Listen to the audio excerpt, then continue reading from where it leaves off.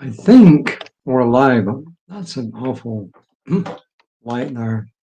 Not sure which is worse, actually. But anyway, here we are. This is the daily reading for the 18th of September, 2025. So hope you've had a good week so far. So here it is from Mary Davis, our writer this month. First quote is from Dr. Michael Bernard Beckwith, who is a Science of Mind minister, and he founded his own center called Ageless, which is in Beverly Hills, California. It's a flourishing center. So check it out, Ageless, if you live in that area. Every act of love matters. So here we are. Regardless of what's happened to you in your life, regardless of how young or old you think you might be, there's power within you that's greater than the world. So there you go. Dr. Michael Bernard Beckwith. And Ernest Holmes says, "In back of me is the potential of the universe. I declare that new horizons will open for me, and a better world of joy and peace will be revealed."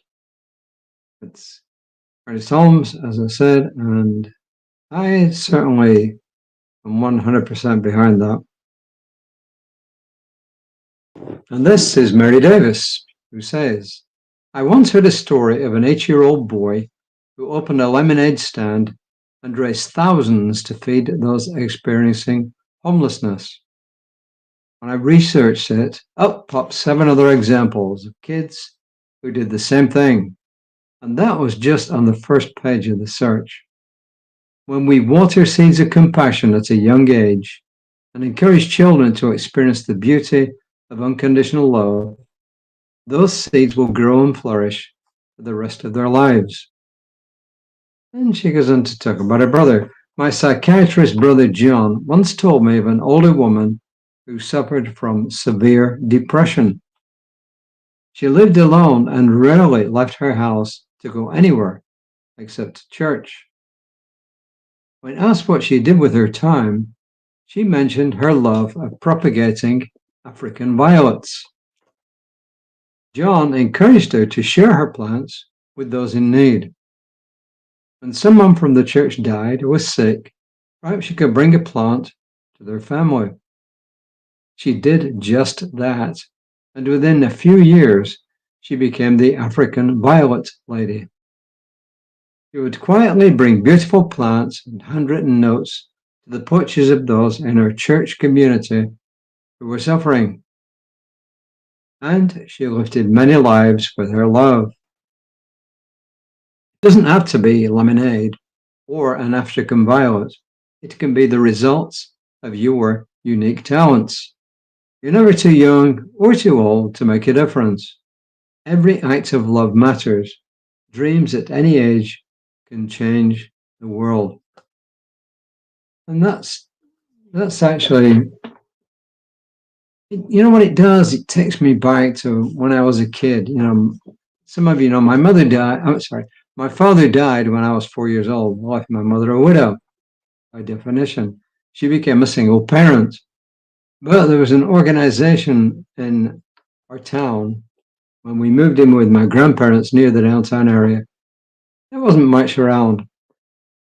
It was an organization that actually went out of their way to do something for kids who'd lost a parent and that kind of thing.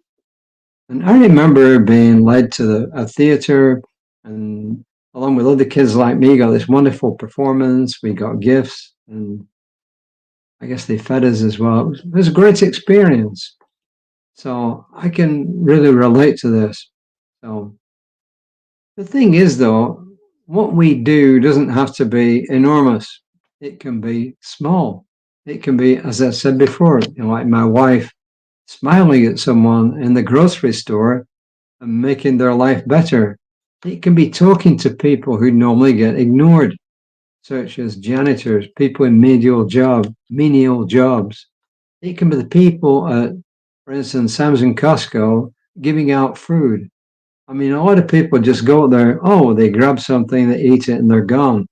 Well, along with a group of friends, we go out of our way to talk to these people and find out a little bit more about them. And then when they see us outside of that role, they're very talkative.